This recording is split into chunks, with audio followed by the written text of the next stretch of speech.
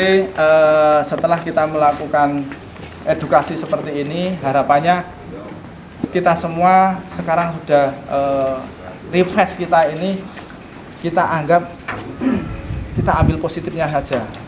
Yang sekiranya kita bisa ambil dan kita bisa terapkan ke keluarga kecil kita, masyarakat kita, ayo kita gerakkan. Tapi kalau yang mungkin tidak sesuai, itu adalah kehendaknya masing-masing. Silahkan, kalau mau tidak digunakan ya nggak apa-apa. Kita hanya bisanya gedok tular, atau saat ini kami tidak bisa maksimal untuk ibaratnya intent, entah tiap hari, entah tiap apa, kita untuk berkoordinasi. Selanjutnya estafet adalah dari masyarakat sendiri, estafet positif untuk menjaga masyarakatnya atau rakyat yang ada di perumahan ini tetap tenang. Nanti saya minta izin akan menempelkan di tempat fasum, contohnya entah di masjid atau tempat peribadatan. Ini adalah tempat untuk memonitor. Jadi ini di sini ada namanya, nanti ditulis fasum apa, dan di sini ada nomornya, tanggalnya. Ini untuk monitor apakah fasum itu diperhatikan, dilakukan penyemprotan untuk sterilisasi atau tidak. Jadi ini bareng-bareng PR kita bersama. Nanti di sini juga sudah ada tata laksana ketika penyemprotan itu harus seperti apa. Kalau warga atau masyarakat yang menggunakan fasum melihat itu, biar sudah sesuai prosedurnya. Dan di sini sudah ada semuanya. Nanti saya mohon izin untuk menempelkan ini untuk kita monitor bersama. Bukan tanggung jawabnya Pak RT, Pak Dukuh, Pak RW, tapi tanggung jawab kita bersama agar selesai COVID-19 ini dan kita juga bisa berkehidupan yang normal. Mohon izin ke bapak-bapak semuanya. Nanti kita akan melakukan spraying penyemprotan outdoor. Jadi kita menggunakan sarana unit yang khusus untuk mopping, dan nanti yang 16 literan yang gindong kita khususkan untuk yang lokasi tempat peribadatan. Tapi kalau rumah kita hanya akan spraying di covernya depan, karena orang juga nggak tahu ya nempel atau gimana, itu kita harus lakukan. Sabun cuci tangan itu lebih baik apakah sabun mandi atau sabun cuci piring atau sabun yang bagaimana Bapak? Oh ya, Bapak kalau bepergian dari mana-mana, sterilkan diri, bukan pakai disinfektan nggih. Disinfektan itu untuk benda mati. Jadi kita harus garis bawahi untuk benda mati. Kalau untuk makhluk hidup pakai sabun. Sabun mandi paling bagus. Kita tidak membicarakan merek, tapi semua sabun mandi punya peranan di situ sangat penting membunuh bakteri semuanya. Kalau sudah mandi, keramas, selesai, kita bersih. Bahwasanya sabun mandi itu akan lebih efektif dari obat-obat yang lain karena untuk makhluk hidup. Kemarin itu kan ada nggak keluar nggak ini katanya terpapar. Kalau saya belanja dulu, habis belanja ini taruh mandi dulu. Polemik ibu-ibu itu akan sangat krusial nggih. Kenapa saya bilang krusial? Dia memperhitungkan keluarga yang di rumah, yaitu mengenai makannya, mengenai pola makannya. Kalau tidak mendapatkan hasil sok mama yang bisa dimasak, dia bingung arep ngopo. Nah, sekarang konteksnya ketika kita berbelanja, memang kita harus selektif nih Bu. Seumpama biasa tahu Bu, ada tukang sayur keliling.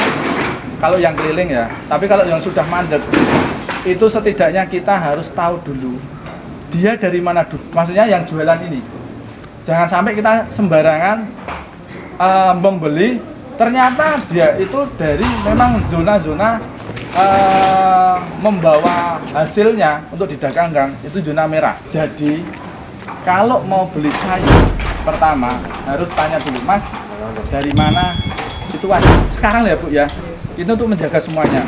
Mas dari mana ini tadi untuk apanya itu kulaan nih, ataupun masalahnya dia itu asalnya dari mana. Kalau dia itu tidak memakai masker, tegur, wajib. Ada lagi biar kita lebih sehat lagi.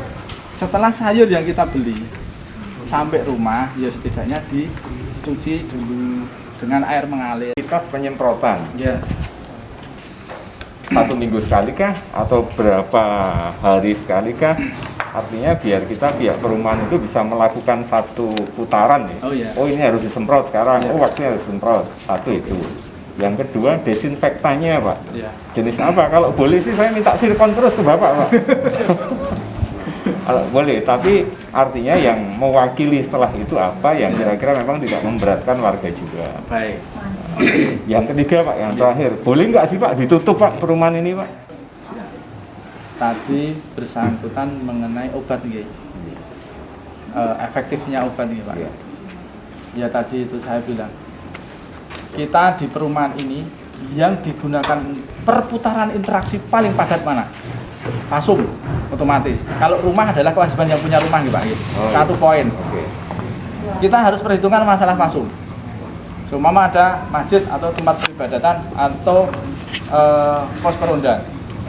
Kalau di situ untuk interaksi tiap hari dan terus menerus minimal 1 hari 2 kali.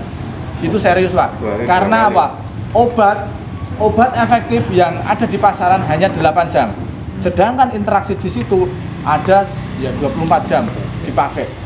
Berarti kita harus berpikir setidaknya seumpama demi kesehatan seumpama kesehatan yang menggunakan fasum itu diberikan kebijaksanaan. Kalau masjid ya takmir, oh disemprot pagi sama seumpama sore. Jadi apa? Tapi kalau masjid itu silahkan semprot tapi sampai di lantai ya. Karena kita sudah tidak menggunakan karpet. Iya. Nah kan, jadi orang yang datang itu sudah ibaratnya memegang menyentuh sudah bebas semua lini. Artinya kita harus sehat. Terus ketika menyemprot entah masjid atau rumah, nggak usah selebihnya setinggi dari manusia. Karena dia memegang sudah efektifnya itu hanya setingginya manusia itu. Jadi nek nyemprotnya wah bos tekan dhuwur-dhuwur kae. Ya nggak ada fungsinya. Ya itu yang mengenai obat. Terus kalau menggunakan obat, sekarang kita harus pilih juga nggih buah, Ya. aroma buah. Tinggal kebijaksanaannya yang punya rumah atau fasum tersebut. Kalau ingin tetap beraroma bisa diterima oleh masyarakat atau tidak membuat efek kok menyegerak banget ambune seperti ini, itu silahkan menggunakan itu tadi SOS yang di sini ada kok juga Pak. Jadi SOS karbol wangi. Tapi gunakanlah sesuai takarannya, jangan dicampur-campur.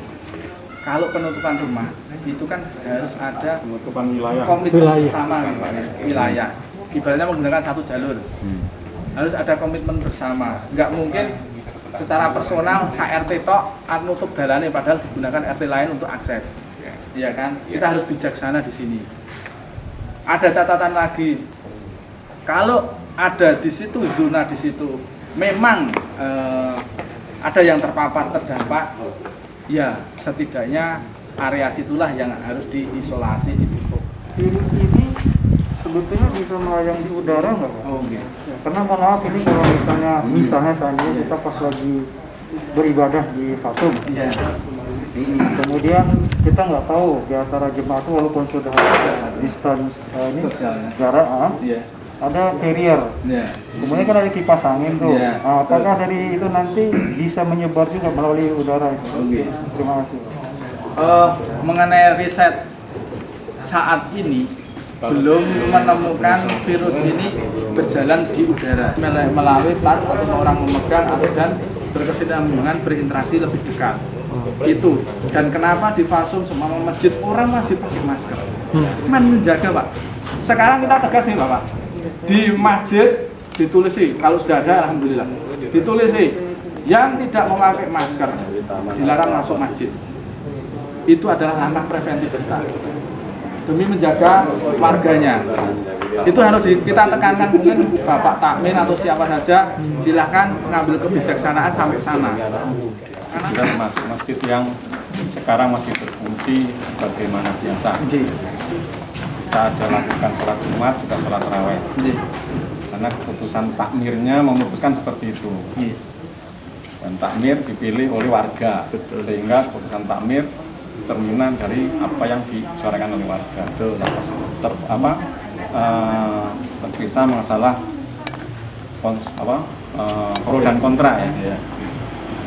Nah, yang ingin saya tanyakan, kondisi saat ini untuk daerah khususnya Jombor dan sekitarnya, atau paling tidak kalau mau diperluas Sleman, kelurahan atau kecamatan Melati, itu kalau kita ranking statusnya hijau, kuning atau merah.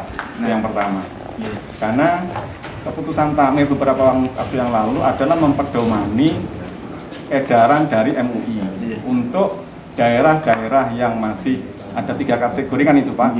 Nah itu sebagai dasar pengurus Takmir mengambil kebijakan fasilitas publik khususnya masjid untuk tetap melaksanakan kegiatannya. Selain penyemprotan, karena penyemprotan kalau lihat frekuensinya harus sehari 2 kali, ini sangat berat ya, beban untuk melaksanakan itu.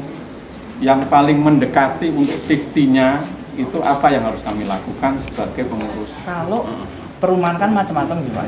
Ada yang movingnya itu banter, contohnya ngontrak. Orang ngontrak perumahan A, B, C, dan di situ juga berinteraksi di dalam masjid. Yang kita harus garis bawahi, kita sebagai seumpama di sana sebagai takmir, dalam arti kita bijak juga memperhatikan jamaahnya. Sekiranya ketika dia itu membuka untuk kegiatan di dalam masjid, ada dampaknya tidak. Contohnya yang saya bilang tadi, orang yang ngontrak yang kita tidak tahu. Kalau orang dari sekeliling kita yang seharian yang kita tahu nggak apa-apa, karena kebijaksanaan itu diambil dari wadahnya yang ada di masyarakat dan itu dipertimbangkan sedemikian rupa, jangan sampai hanya satu yang mempunyai suara tapi ternyata tidak bisa mengcover kesehatan semua yang ada di dalam masjid. Protektif yang kedua, setelah kita memakai masker, memang wajib adanya disinfektan penyemprotan berkala. Entah gimana caranya, karena ini adalah demi kesehatan dan keselamatan yang ada di dalam masjid, itu harus dilakukan. Tidak ada.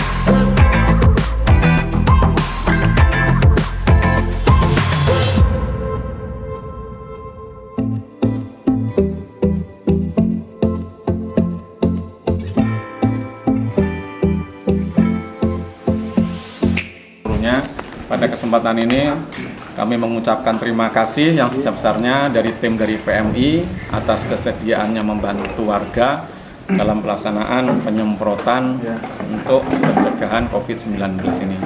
Sekali lagi dari warga perumahan Jombor Baru khususnya dari RW 3 mengucapkan terima kasih kepada tim dari PMI yang telah membantu kami dalam pelaksanaan hari ini. Itu Pak, terima kasih. Terima kasih. Assalamualaikum warahmatullahi wabarakatuh. Waalaikumsalam warahmatullahi wabarakatuh. Terakhir saya pamit ya Pak. Ngapunten ya Pak.